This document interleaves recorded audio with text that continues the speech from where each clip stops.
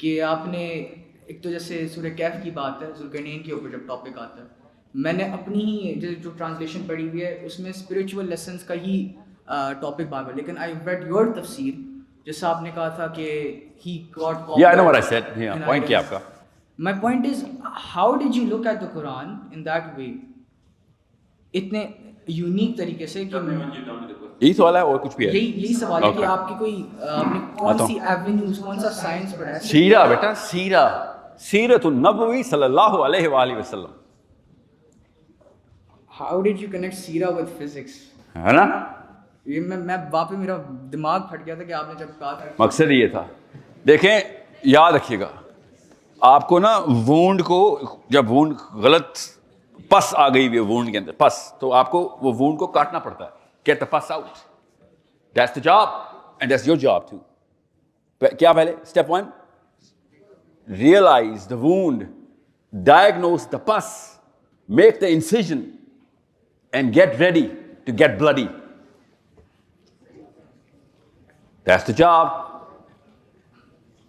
آتا ہوں، آپ کا جواب میں نے نہیں دیا، میں آپ کو ٹیکنیک بتا رہا ہوں. اوکے، سیرہ کے اندر سورہ کہف کی جتنی ایکسپلینیشن ہیں اتنی کسی اور تفسیر میں نہیں ملے گی آپ کو. اینگل صحیح پکڑو بس. قرآن پاک کی سب سے خوبصورت بات کیا ہے کہ آپ نے جو اینک پہنی ہوگی اس سبجیکٹ کا قرآن پاک آپ کو مینول بن جائے گا. Okay, you will find psychology there if you're looking for psychology. Actually, Quran Pak is the finest book on psychology. It talks about psychology so much کہ آپ کو اس کے بعد کسی اور چیز کی ضرورت نہیں رہتی. مگر